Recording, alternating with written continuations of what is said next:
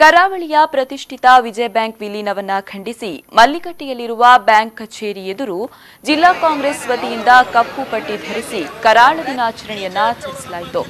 ಇದೇ ವೇಳೆ ಕೇಂದ್ರ ಸರ್ಕಾರದ ವಿರುದ್ಧ ಧಿಕ್ಕಾರ ಹಾಗೂ ವಿಜಯ ಬ್ಯಾಂಕ್ ಉಳಿಸಿ ಎಂದು ಪ್ರತಿಭಟನಾಕಾರರು ಘೋಷಣೆಯನ್ನ ಕೂಗಿದ್ರು.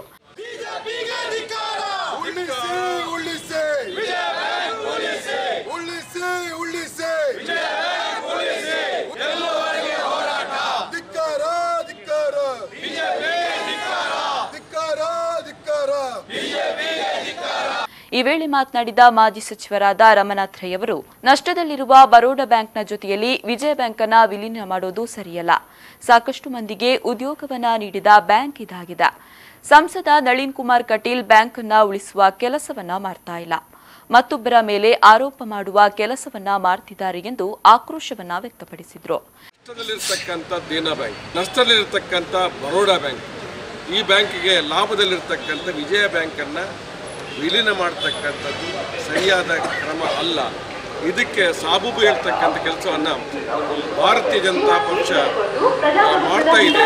ಇದನ್ನು ಯಾರು ಕೂಡ ನಂಬುವಂಥ ವಿಚಾರ ಅಲ್ಲ ಅಂತ ಹೇಳ್ತಕ್ಕಂಥ ಮಾತನ್ನು ನಾನು ಈ ಸಂದರ್ಭದಲ್ಲಿ ಹೇಳಲಿಕ್ಕೆ ಇಷ್ಟಪಡ್ತಾ ಇದ್ದೀನಿ. ಈ ಭಾಗದ ಲೋಕಸಭಾ ಸದಸ್ಯರಾದಂಥ ಸಮುದಾಯಕ್ಕೆ ಸೇರಿರ್ತಕ್ಕಂಥ ನಳಿನ್ ಕಟೀಲ್ ಅವರು ಯಾವುದೇ ರೀತಿಯಲ್ಲಿ ಅದಕ್ಕೆ ಯಾವುದೇ ಪ್ರಯತ್ನವನ್ನು ಮಾಡದೆ ಬಹುಶಃ ಯಾರ ಮೇಲೋ ಗೂಬೆ ಕೂರಿಸ್ತಕ್ಕಂಥ ಕೆಲಸವನ್ನು ಮಾಡ್ತಾ ಇದ್ದಾರೆ.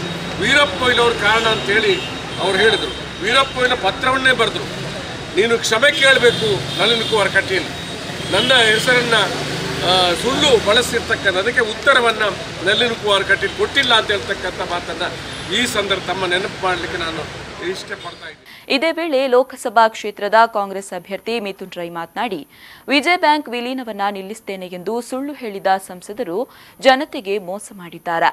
ನಿಜವಾಗಿಯೂ ದಕ್ಷಿಣ ಕನ್ನಡ ಜಿಲ್ಲೆಯ ಜನತೆಗೆ ಫೂಲ್ ಮಾಡ್ತಿದ್ದಾರೆ ಎಂದು ಕಿಡಿಕಾರಿದರು.